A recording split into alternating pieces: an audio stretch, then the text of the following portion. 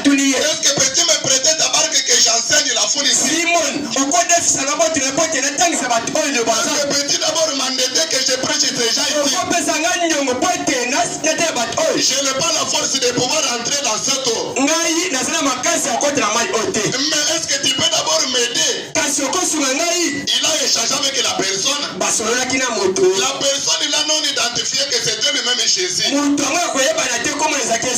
Lui-même Jésus en personne. Et Simon Pierre ne l'avait pas identifié.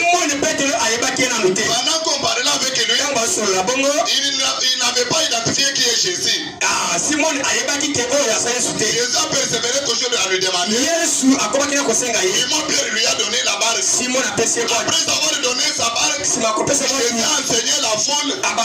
Il a marché. Il a fait tout ce qu'il pouvait faire. Mais au terme de toutes choses, il est revenu. Il a posé une question à Simon Pierre. Comme tu m'as donné ta barque, tu m'as prêté ta barque, il m'a endetté, il m'a fait faveur. Qu'est-ce que tu veux aussi que je fasse pour toi? Simon Pierre n'avait pas répondu.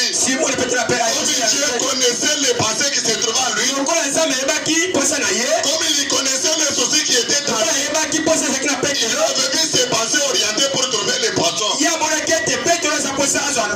a dit non.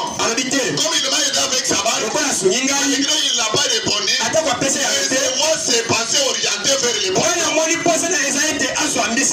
Simon Pierre, comme vous aviez travaillé toute la nuit sans rien attraper, mais sur ma parole, je t'ai dit de pouvoir jeter les filets. Jeter uniquement le filet là où vous aviez travaillé toute la nuit. Quand il avait jeté le filet, il a attrapé une grande quantité de poissons. Si Simon Pierre il avait donné une barque, il a eu les poissons. Si toi aussi tu lui donnes quelque chose, il ne peut pas te récompenser. Si tu lui donnes ton corps, il ne peut pas te récompenser. Le même Dieu de Simon Pierre, il est le même ce matin, on le parle. Est-ce que vous savez qu'il est le même? Le même qui avait payé Abraham, il est le même que nous prêchons. Oui.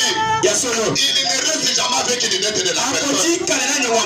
Il avait récompensé Simon Pierre. Il a eu une grande quantité de poissons. Parce que Simon l'avait donné d'abord la barque. Qu'est-ce que toi aussi tu as ce matin pour lui donner? Que Dieu ici manque pour te récompenser. Qu'est-ce que tu as ce matin pour donner à ce Dieu et que Dieu manque comment te récompenser?